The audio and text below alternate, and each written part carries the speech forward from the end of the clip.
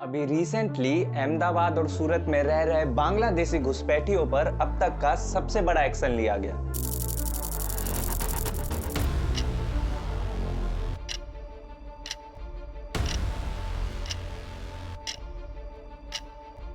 Indian express के एक report के अकॉर्डिंग पहलगाम हमले के बाद गुजरात गवर्नमेंट ने सिर्फ इन दो शहरों में 450 से ज्यादा बांग्लादेशियों को पकड़ा है, which is a big number. इसी तरह 29 अप्रैल और 20 मई को दो फेजेस में अहमदाबाद के चंदोला लेक क्षेत्र में एक मेगा डेमोलिशन ड्राइव चलाया गया। 1970 के दशक में आए बांग्लादेशी घुसपैठियों ने इस तालाब पर धीरे धीरे एनरोचमेंट करना शुरू किया, जो साल दर साल बढ़ता ही गया। And you will not believe, but आज इस लेक के ऊपर एक पूरी कॉलोनी सियासत नगर बंगालीवास के नाम से बसी हुई है।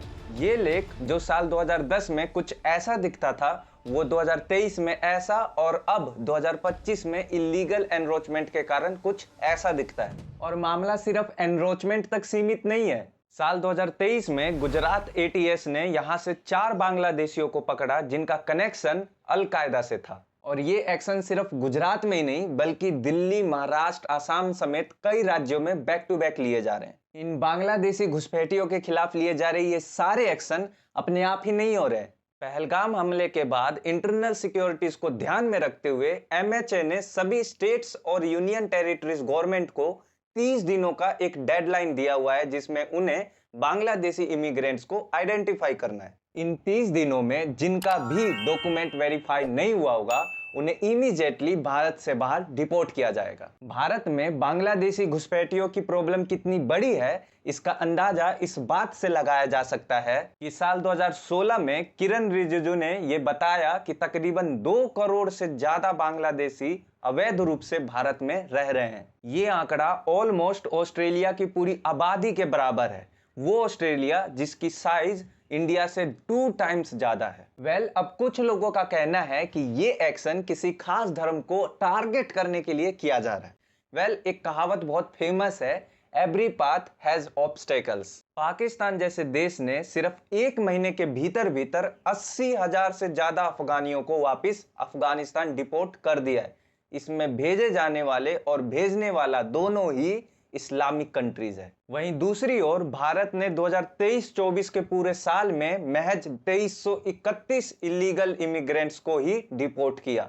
आज दुनिया भर में करोड़ों लोग वो जमीन छोड़ चुके हैं जहां उनका जन्म हुआ था। यूनाइटेड नेशंस की एक रिपोर्ट बताती है कि इस वक्त दुनिया में 304 मिलियन से भी ज्यादा माइग्रेंट्स है, यानी हर 27वां इंसान अपने देश में नहीं बल्कि किसी और की जमीन पर जी रहा है। इनमें से कोई नौकरी के लिए गया, कोई पढ़ाई के लिए, कोई बेहतर लाइफस्टाइल के लिए और कुछ तो बस इसलिए क्योंकि उनका अपने देश में भी जिंदा रहना मुश्किल हो गया था। आज दुनिया के अलग अलग देशों में बसने की चाह रखने वाले माइग्रेंट्स की पहली पसंद अमेरिका बना हुआ है।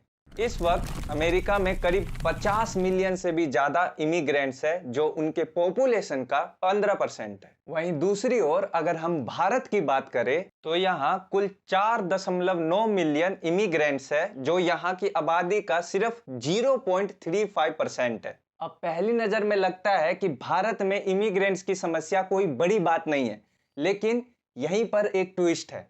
भारत में असली चुनौती वो लोग हैं जिनकी संख्या आंकड़ों में दर्ज ही नहीं है। जहां अमेरिका में टोटल इलीगल इमिग्रेंट्स की संख्या 15 मिलियन है, वहीं भारत में अकेले बांग्लादेश से आए इलीगल इमिग्रेंट्स की संख्या 20 मिलियन से भी ज्यादा है। और ये तो सिर्फ एक देश के आंकड़े हैं, बाकी अफगानिस्तान, पाकिस्तान, नेपाल, म्यांमार और नाइजीरिया का हिसाब अलग है। अब सवाल ये नहीं है कि भारत में इमिग्रेंट्स का आना गलत है, नहीं, सवाल ये है कि अगर कोई चुपचाप बिना पूछे, बिना दस्तावेज के डंकी रूट को पकड़कर भारत में घुस आए तो क्या उसे रोकना जरूरी नहीं है? जरा यूएई को देखिए, वहां 8.7 मिलियन इमिग्रेंट्स है, जो उनकी कुल आबादी का 88% है। अब देखने में ऐसा लगेगा कि इमिग्रेंट्स ने वहां पर कब्जा कर लिया होगा, लेकिन नहीं, वहां का माइग्रेशन वेल मैनेज्ड है। वहां जो आया वो इकोनॉमी का एक अहम हिस्सा है, कानून के दायरे में रहता है और सिस्टम उन पर हमेशा नजर बनाए रखता है। भारत में सीधे इसका उल्टा है, यहाँ इमिग्रेंट्स से कहीं ज्यादा इलीगल इमिग्रेंट्स मौजूद है।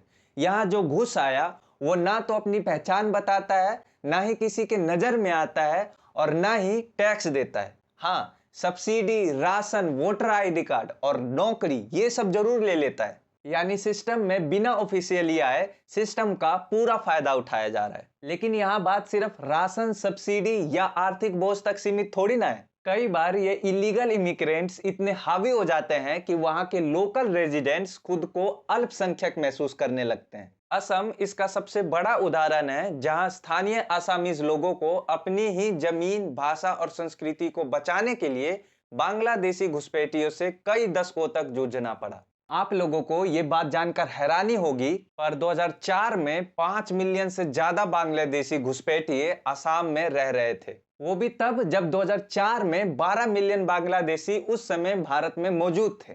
और अब आज जब भारत में 20 मिलियन से ज्यादा बांग्लादेशी रह रहे हैं, न जाने इनकी संख्या असम में कितनी ज्यादा हो गई होगी। अब कुछ लोग कहेंगे कि कोई मजबूरी में ही तो यहाँ आता होगा, पहले से ही परेशान को और क्यों परेशान किया जाए, आराम से रहने दो उन्हें, इंसानियत नाम की भी तो कोई चीज होती होगी।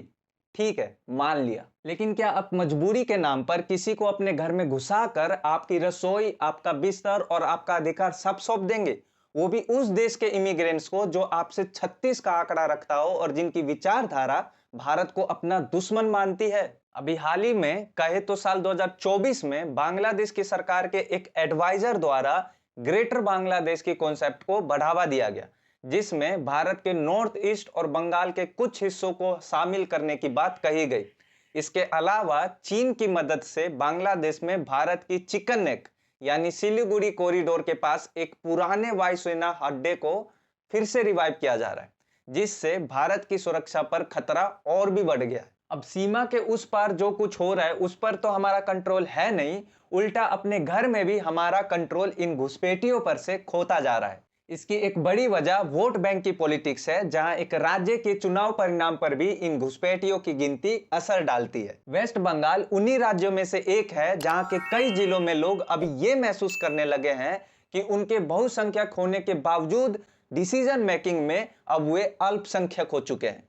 इस वोट बैंक की खेल में स्थानीय लोगों की पहचान, संस्कृति, यहां तक कि उनकी जमीन तक दांव पर लग चुकी है। साल 2004 में बंगाल में 57 लाख से ज्यादा बांग्लादेशी रहते थे, जो कि किसी भी इंडियन स्टेट्स के कंपैरिजन में सबसे ज्यादा है।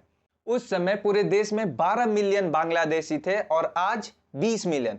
अब न जाने कितने ही बंगाल में बांग्लादेशियों की संख्या बढ़ चुकी होगी। अब कुछ लोगों का यह कहना है कि इलीगल इमिग्रेंट्स भारत के लिए अगर इतनी ही बड़ी प्रॉब्लम है और अगर इन्हें भारत से बाहर भेजना ही है, तो फिर सिर्फ बांग्लादेशी या रोहिंग्या मुसलमानों को क्यों भेजा जा रहा है? क्या ये सिर्फ एक खास रिलीजन को टारगेट करने वाली बात नहीं हुई? अब ऐसे सवालों का जवाब देना तो नहीं बनता, पर वो लोग जो इस सवाल में फंस रहे हैं या फंसने वाले हैं, उन्हें बता दूं कि साल 2023-24 में भारत ने ओवरऑल 2331 इलीगल इमिग्रेंट्स को उनके देश डिपोर्ट किया, जिसमें से इंटरेस्टिंगली 1470 इमिग्रेंट्स नाइजीरिया के और 78 युगांडा के थे। वहीं 2331 में से सिर्फ 411 बांग्लादेशी थे। सो रिलीजन का कार्ड यहां तो नहीं चल पाएगा। और वैसे भी बांग्लादेशी इमिग्रेंट्स पर एक्शन क्यों ना लिया जाए जब इनकी संख्या बाकी इमिग्रेंट्स के मुकाबले बड़ी तेजी से बढ़ रही हो। साल 2004 में जहां 12 मिलियन बांग्लादेशी इमिग्रेंट्स भारत में अवैध रूप से रह रहे थे, वहीं 2016 में इनकी संख्या 20 मिलियन से ज्यादा हो चुकी है। यानी कुछ ही सालों में इनके पॉपुलेशन में 67% की बढ़ोतरी ऑलरेडी हो चुकी है। तो फिलहाल अगर इनकी तरफदारी ना ही की जाए तो बेहतर है। अब ये तय आपको करना है कि आप इमिग्रेंट्स या इलीगल इमिग्रेंट्स के बीच के फर्क को समझना चाहते हैं या फिर इन सबको एक ही जैसा मानकर अपने ही भविष्य से खिलवाड़ करने को तैयार हैं। मिलते हैं अगले वीडियो में।